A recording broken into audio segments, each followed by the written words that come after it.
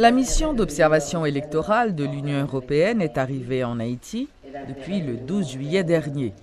Une équipe de 7 experts électoraux et une vingtaine d'observateurs seront déployés ce vendredi à travers les 10 départements pour une longue durée.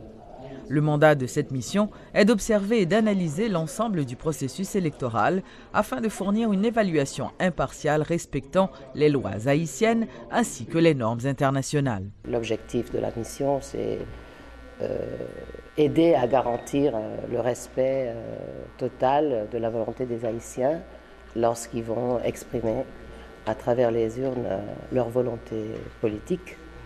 Nous travaillons avec des éléments essentiels comme inspirateurs de notre travail.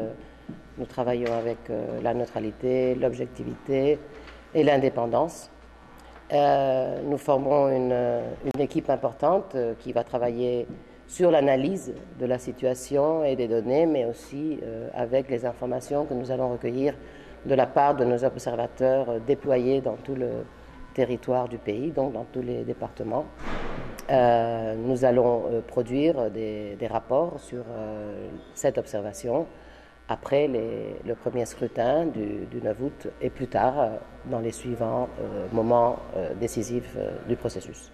Nous n'avons jamais fait de l'ingérence dans les élections. Les missions d'observation de l'Union européenne ont un code de conduite très strict et nous sommes absolument engagés avec l'indépendance, la neutralité et l'objectivité. Nous n'étions pas en 2010 en Haïti et donc nous n'avons pas observé ces élections. Vous allez juger tout au long de notre travail notre mission, notre fonction. Nous allons travailler avec toute transparence. Vous avez accès à tous les entretiens que nous maintenons, à tous les communiqués. Il y a une page web où vous allez pouvoir suivre notre travail. Et notre volonté, c'est d'aider le processus avec la professionnalité dont nous pouvons faire part, nous pouvons partager avec tous les acteurs politiques et sociaux de ce pays. On voudrait que ce processus électoral soit un pas en avant pour la société haïtienne dans son chemin envers la démocratie et le développement. C'est Haïti qui doit décider et nous sommes là pour garantir que cela se fasse de cette façon-là. La liste électorale transférée au CEP comprend le nom de 5 848 000 électeurs, soit 1 million de plus que lors des dernières élections. Le directeur général de l'Office national d'identification, Jean-Baptiste Saint-Cyr, rappelle que les citoyens qui se sont inscrits après le 11 mai ne pourront pas voter le 9 août. Il précise par ailleurs que la validité des cartes de vote qui expiraient en 2015 a été prorogée de 2 ans. Monsieur Saint-Cyr encourage les électeurs à s'informer sur le lieu de leur bureau de vote avant le jour du scrutin afin d'éviter toute déconvenue. Pour mieux comprendre, et que il n'y a pas fermé régissant pour seulement élection municipale, pour seulement élection législative et sénatoriale. C'est pour élection générale. C'est une série d'élections qu'on a faites. Par exemple, qui parlent d'un examen qu'on arrive la veille ou le lendemain ou bien pendant le week-end, qui a décidé que c'est qu'on arrive à pied et il a voulu voter. Nous-mêmes, au niveau de l'ONU, nous avons pour responsabilité et attribution pour nous permettre que les gens qui changent d'adresse à une nouvelle adresse et attribuer provisoirement à l'autre bureau de vote. Mais maintenant, pour les gens qui font un déplacement ponctuel ou bien pour jouer l'élection même, c'est CEPA qui ouvert l'initiative là pour permettre que les gens, si ou déjà connaît ou pas dans zone côté où tu es résident souvent, pour informer le bureau électoral communal ou bien départemental là de déplacement ou puis attribuer à l'autre bureau de vote. Et ça, l'exercice a fermé déjà. Maintenant, par exemple, des gens qui parlent mandataire parti politique. Par exemple, des gens qui sont superviseurs des centres de vote.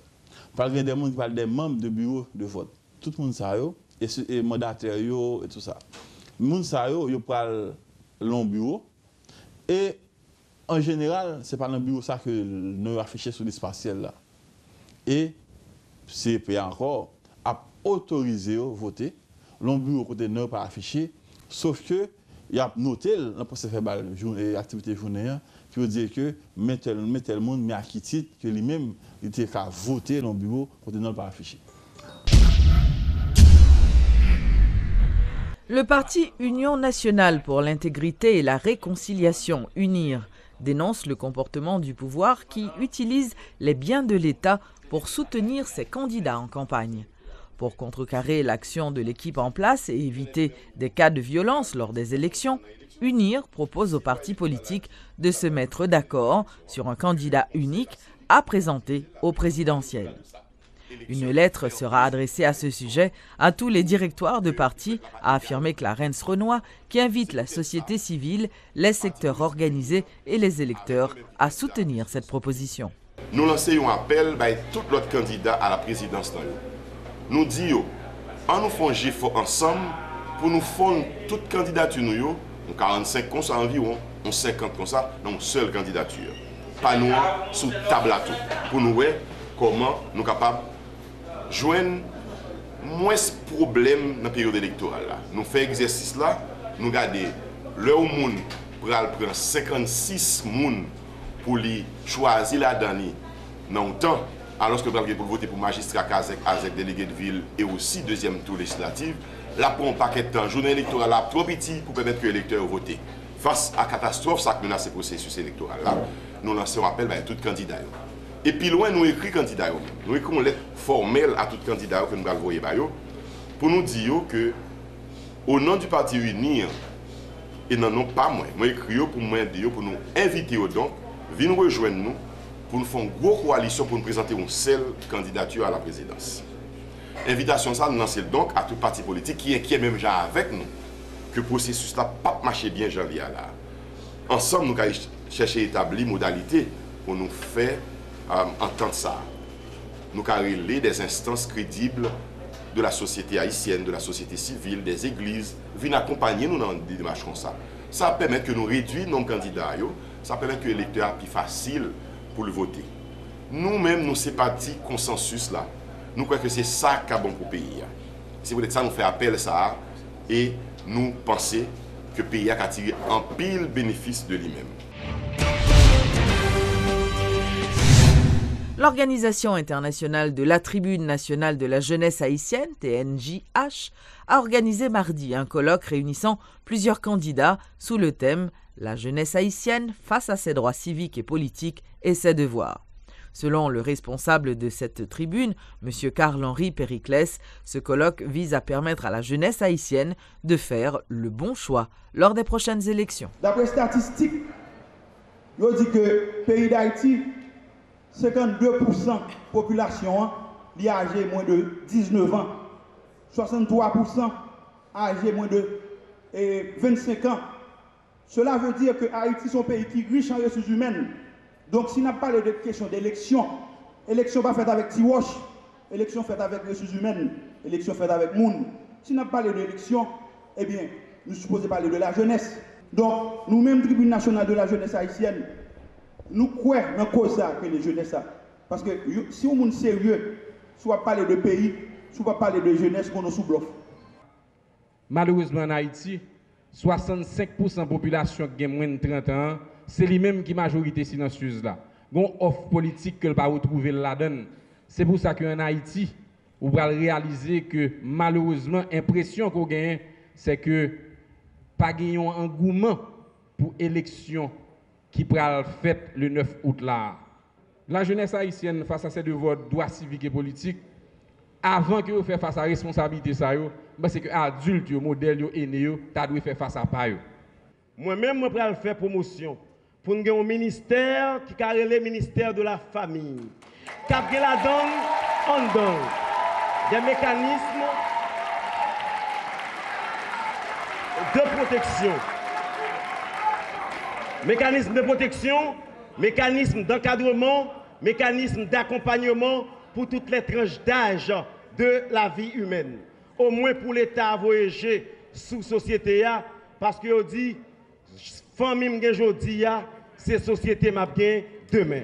Et moi que un pile monde candidat et un pile monde t'a aimé servir pays, mais il faut assurer nous que monde ça yo un bilan, yo atterri Parce que en Haïti, un pile monde besoin de candidat. Et puis, dans n'importe qui job où on va prendre, il y a un résumé. Il faut avoir un résumé. Il faut aller en interview.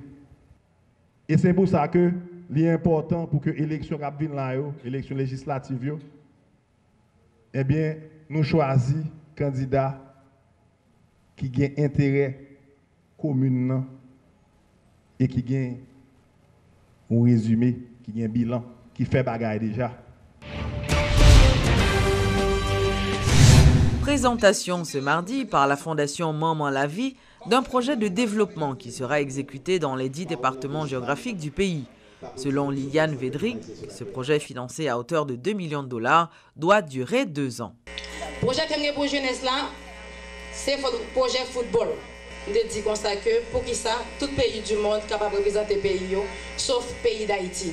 Moi je dis je prends chaque monde dans tous 10 départements pour me faire entraîner international pour être capable dignement à représenter le pays d'Haïti. Ça va jamais faire M. Roosevelt dans le pays. Au niveau de la santé, les petits monde tombé malade, ou bien les grands monde tombé malade, ou bien les font accident dans la rue. Le temps que pour l'ambulance vini, les gens ont mourir dans la route parce que l'ambulance vini trop tard. Ce n'est pas logique. Les constations vivent que nous avons sauvé. Mais puisque l'ambulance est toujours en retard, nous mettons un appel SOS. Il faut toujours une ambulance sur place. Ou à des ça qui gagne dans un moment, il faut l'ambulance toujours sur place. C'est le moment, le pays d'Haïti pour qu'on ait une nouvelle ère. Et moi, promettez-nous ça, c'est pour le meilleur.